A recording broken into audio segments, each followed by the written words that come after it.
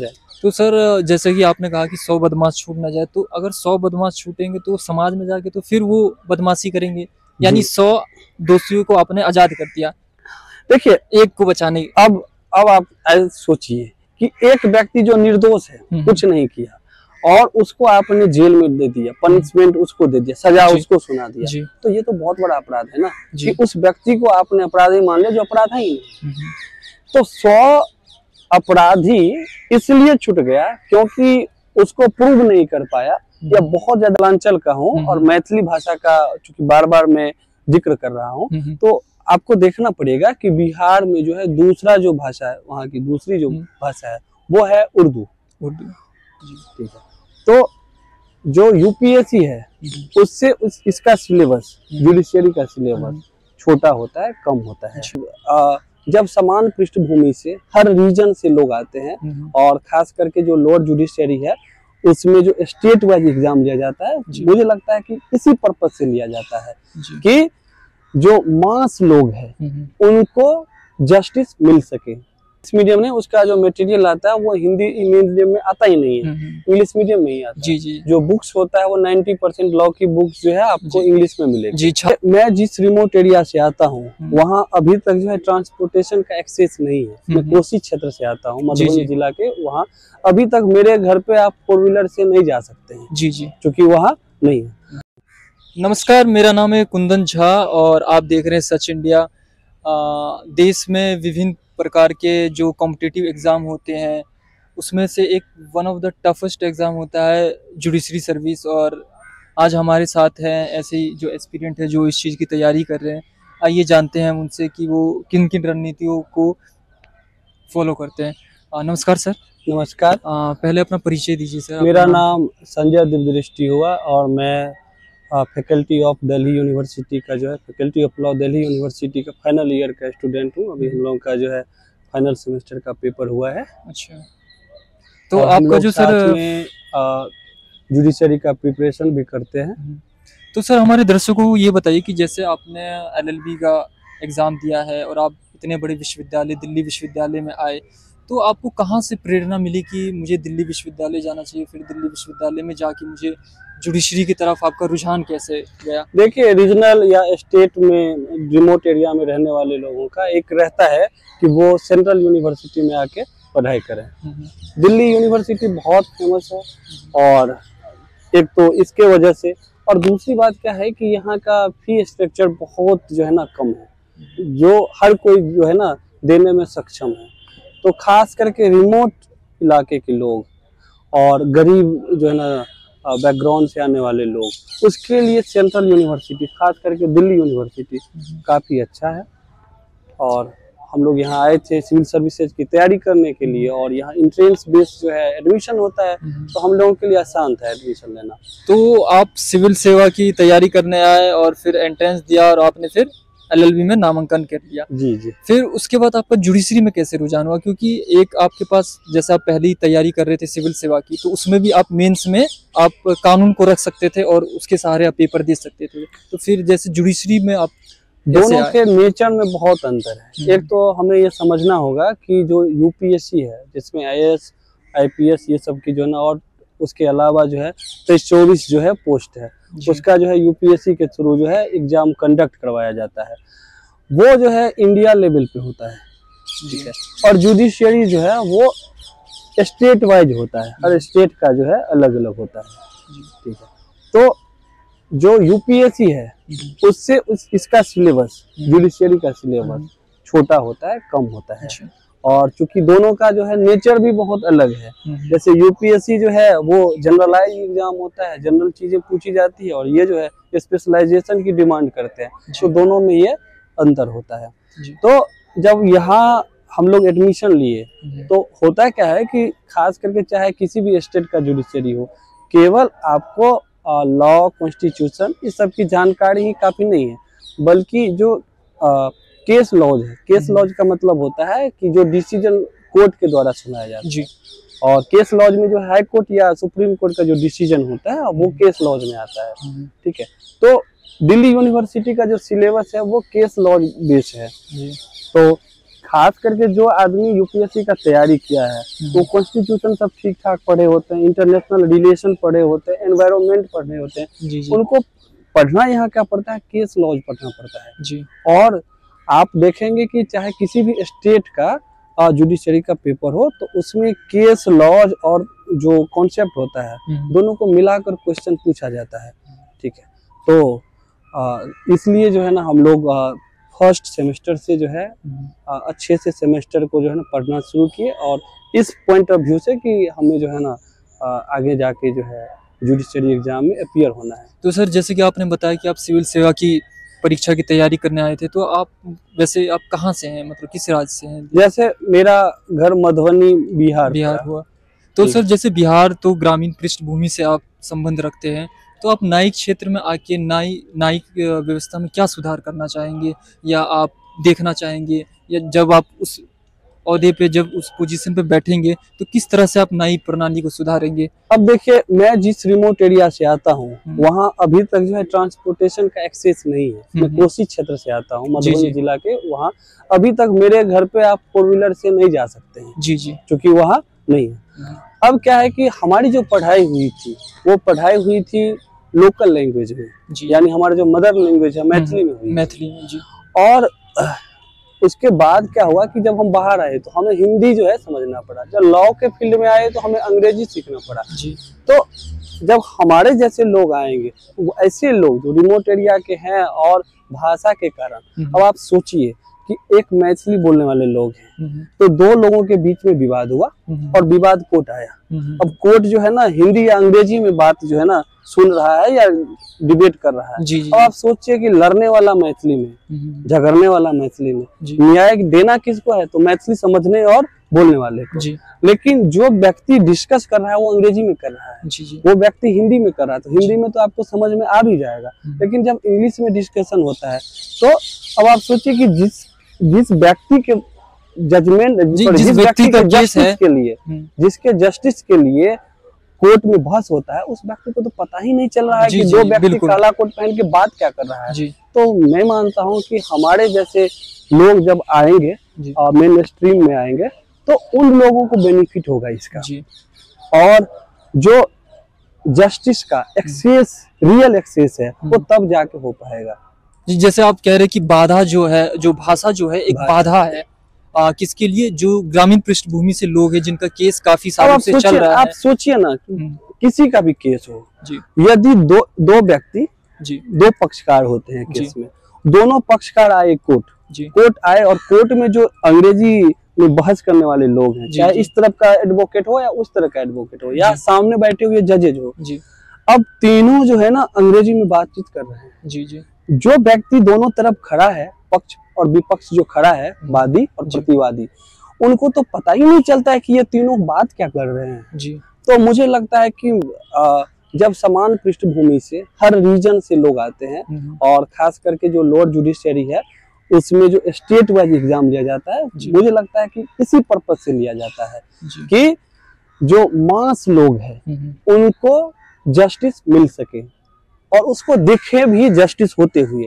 तो क्या सर भाषा का विकल्प होता है, मतलब जो स्टेट वाइज जो जुडिशरी एग्जाम होते हैं उसमें भाषा का विकल्प होता है? जैसे जो लोकल रीजनल लैंग्वेज होते हैं, हिंदी अंग्रेजी तो होती है, उसके साथ साथ क्या लोकल लैंग्वेज भी होने चाहिए? जैसे मैथिली है बिहार में, जैसे मैथिली, भोजपुरी, मगही, ये सब भाषा प्रचलित है। जैसे भारत के संविधान में 22 भाषा है जी, और ये जो है ना 8वें अनुसूची में डाला गया है जी।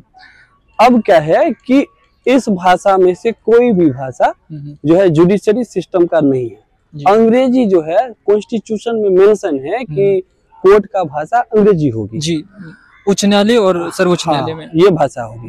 लेकिन जो क्षेत्रीय न्यायालय है, जो डिस्ट्रिक्ट कोर्ट है, वहाँ क्या है कि वहाँ के जो लोकल लैंग्वेज होता है, मदर लैंग्वेज होता है, उसमें जो है डिबेट डिस्कशन होता है जी। अब एक समस्या यहाँ ये आ जाती है कि जैसे मैथिली में है, तो मैथिली तो ये 22 भाषा में से एक भाषा है जी, तो इसमें तो पॉसिबल है। लेकिन कई जो है ना भाषा और साहित्य के बीच में भी संघर्ष कर रहा है जी जी, और वो लोगों के बीच में जो है बातचीत में जो है यूज किया जैसा है। जैसे आपका भोजपुरी हो गया, भोजपुरी बोलने वालों की संख्या ज्यादा है, लेकिन भोजपुरी का कोई जो है हिंट देने में दुविधा आएगा, ठीक है।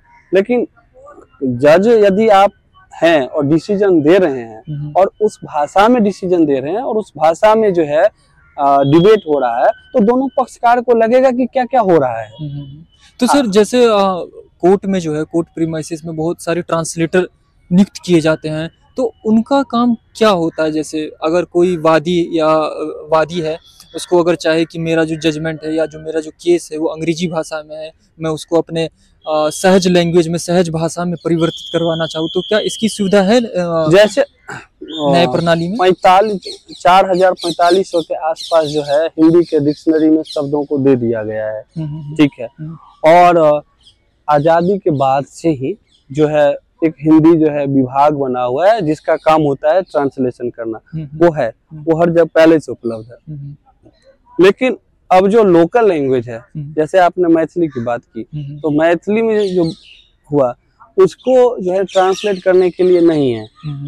अच्छा, सर ऐसा क्यों है? क्योंकि उर्दू में जो ट्रांसलेटर है वो नियुक्त हो रहे हैं, जो उर्दू के ट्रांसलेटर वो नियुक्त हो रहे हैं, तो मैथिली भाषा में ऐसे क्यों ऐसा किया जा रहा है? मतलब अब क्या एक जब हम मैथिली, चूंकि मैं मिथिलांचल का हूँ और मैथिली भाषा का चूंकि बार बार मैं जिक्र कर रहा हूँ, तो आपको देखना पड़ेगा कि बिहार में जो है दूसरा जो भाषा है, वहाँ की दूसरी जो भाषा है वो है उर्दू। और बिहार में जब कर्पूरी ठाकुर का ठाकुर की सरकार बनी थी, तो उस सरकार ने उर्दू के लिए जो है उर्दू विभाग बने, इस सब पे काम किया था और उसके बाद उर्दू विभाग जो है बनाया गया था। तो मतलब उर्दू विभाग को ज्यादा संगठित बनाया गया, राजनीतिक पार्टी वहाँ पे उस भाषा पे ज्यादा काम करे। तो वहाँ क्या है कि बोलने वाले लोगों की संख्या बहुत कम है, लेकिन उसके बावजूद भी उर्दू जो है बिहार की जो है दूसरी जो है भाषा है, राजभाषा है। तो वहाँ उसके लिए विभाग है और जो है वहाँ ट्रांसलेशन करना जो है आसान हो जाता है कि वहाँ जजमेंट दे।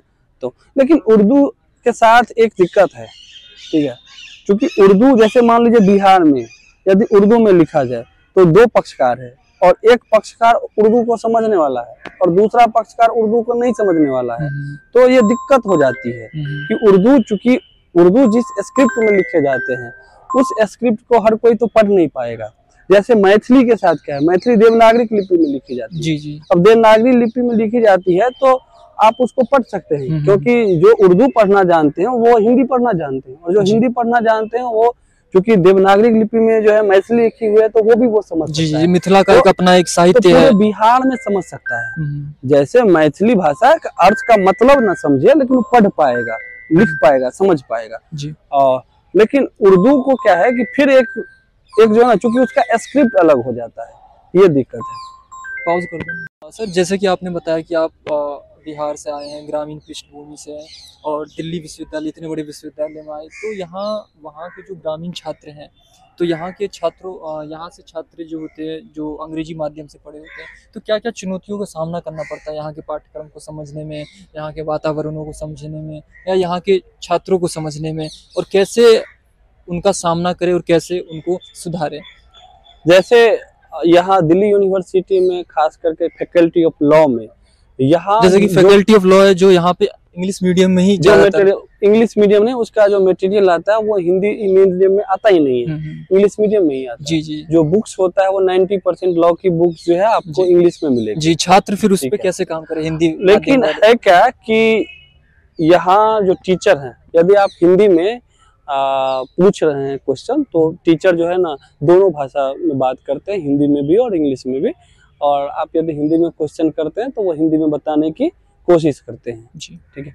तो जैसे first, second, third semester, 1-2 semester में आप अपना इंग्लिश जो है इम्प्रूव कर लीजिए, और तब तक आप चाहें तो आप हिंदी में भी अपनी बात लिख सकते हैं, ठीक है। तो उसको अच्छा मार्क्स मिल रहा है। बहुत सारे हमारे जो है ना दोस्त है जो हिंदी में लिखा है और फर्स्ट डिवीजन मार्क्स पाया है जी। तो आपका माध्यम सर क्या था? जैसे मैं शुरू की पढ़ाई मैंने किया था, मेरे यहाँ तो मैथिली में पढ़ाया गया था, सारी बातचीत होती थी मैथिली में, लिखते थे हम लोग, इंग्लिश हिंदी में लिखते थे। और यहाँ जब मैं आया तो मेरी जो है ना मीडियम इंग्लिश रहा, और चूंकि मैं सीए की तैयारी कर रहा था तो मैं इंग्लिश में पहले भी पढ़ता था, कॉमर्स पढ़ता था, तो काफी सुधार हो गया था आपका अंग्रेजी में, यहाँ तक हो चुका था। तो सर जैसे मैं कि कह रहा हूँ कि आपकी रणनीति फिर क्या रही जो जुडिशरी सर्विस में जाना चाहिए बच्चों को, कि वो कैसे कैसे रणनीति वो फॉलो करे या क्या क्या पढ़े और कब? तो उसको ये समझ लेना चाहिए कि हमारा जो है जज बनने की सफर शुरू हो गया है, और उसको सारे सेमेस्टर को यदि बढ़िया से पढ़ लिया जाए तो आपको कहीं और कोचिंग लेने की जरूरत भी नहीं पड़ेगा, क्योंकि काफी अपने आप में जो है ना वो पर्याप्त जो है सिलेबस जो है बना हुआ है। उसको आप यदि ठीक से पढ़ ले रहे हैं तो बहुत आसान हो जाएगा जुडिशरी। और दूसरी बात क्या है कि बेयर एक्ट जो है, बेयर एक्ट बहुत जरूरी होता है। कॉन्स्टिट्यूशन तो होता ही है, लेकिन बेयर एक्ट जो है काफी जरूरत है। और उसको यदि ये समझ ले कि ये गीता और जो है ना बाइबल है, तो वो बहुत जल्दी ही ग्रेजुएशन करते करते जो है जज बन सकता है। कई लोग बना है, अपने मेरे बिहार से कई लोग बना है। तो यानी बच्चा अगर ग्रामीण क्षेत्र से तो कोई मैटर नहीं रखता, और वो अगर मेहनत करे अपने पाठ्यक्रम पे पूरी अच्छी तरह से फोकस करो तो बिना कोचिंग के भी वो सफलता प्राप्त कर सकता है। बिल्कुल, जैसे बिहार की भाषा जो है हिंदी है जी। बिहार जुडिशरी में आप बैठ रहे हैं तो हिंदी में आप जो है ना एग्जाम में अपियर हो सकते हैं। वहाँ हिंदी जो है सिलेबस में दिया भी गया है। जैसे झारखंड में आप जा रहे हैं तो वहाँ हिंदी एक जो है सब्जेक्ट के तौर पे भी है, तो आसान है। हाँ, ये है कि जो कुछ टेक्निकल वर्ड होता है सारे सब्जेक्ट का, तो लॉ का कुछ टेक्निकल वर्ड जो है उसको हिंदी में समझना थोड़ा हार्ड हो जाता है, इंग्लिश में समझना थोड़ा आसान हो जाता है। तो कोशिश करना चाहिए कि आप यदि खुद को इंग्लिश में कन्वर्ट कर पाते हैं, बदल पाते हैं, तो ये तो ज्यादा आसानी होगी, बेहतर रहेगा, ज्यादा आसानी होगी। तो जैसे कि सर सर्वोच्च न्यायालय में जो प्रैक्टिस जितनी भी होती है वो सारे इंग्लिश में ही होती है, और इंग्लिश उसमें मैंडेटरी है, विशेषता सुप्रीम कोर्ट में। तो उस वहाँ बच्चा फिर कैसे फेस करे, या कैसे अपने आप को सुधारे, या कैसे आप अपने आप में सुधार लाए, या कैसे क्या करे? जैसे डीयू में जब मैं आया था तो उस टाइम लग रहा था कि इंग्लिश उतना आसान नहीं है, लेकिन अब जो है ना ये सहज लगने लगा है जी। तो आप जो 3 साल का ये जर्नी है, 3 साल की जर्नी में आप इतना जो है ना बेटर हो जाते हैं कि आप अच्छे से अपनी बात जो है सुप्रीम कोर्ट में रख सकते हैं इंग्लिश में। और खास करके जो है ना वो राइटिंग स्किल का जो है ना बहुत ज्यादा जरूरत है जी, यानी निरंतर प्रयास करते रहे, खास करके तो सफलता प्राप्त होगी।